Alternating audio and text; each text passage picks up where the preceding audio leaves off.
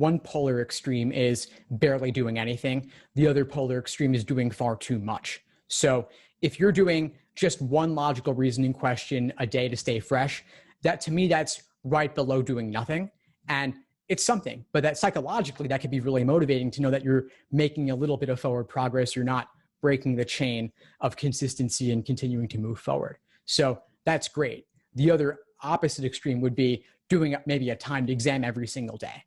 And I think that's far too much. That leads to burnout. But if you're doing 2 timed exams a week, that's a good balance. 2 timed exams a week plus detailed review. And that's a bit later in the process.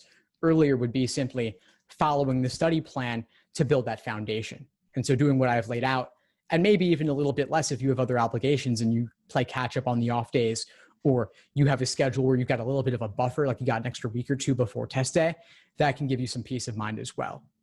So it's just about balance. But I think as long as you're not doing timed exams every day and you're doing a max of 3 per week or maybe 2 per week plus review, then I think you should be fine. I also actually have an article on burnout that I'll put in the chat.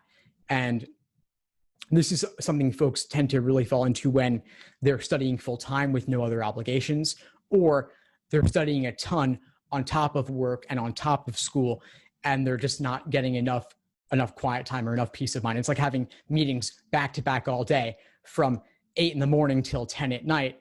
It can feel like you're not getting a moment to rest. And if you feel like you're not getting moments to rest day after day after day, that could be burnout. Having one day like that is fine, but doing that 3, 4, 5 days a week, I think is too much. So again, balance. Thanks for tuning into the show. Please subscribe if you haven't done so already to be notified of new episodes as I release them. And feel free to reach out if you need anything at all as you move forward with your prep. I'm happy to help however I can. In the meantime, I wish you all the best and take care.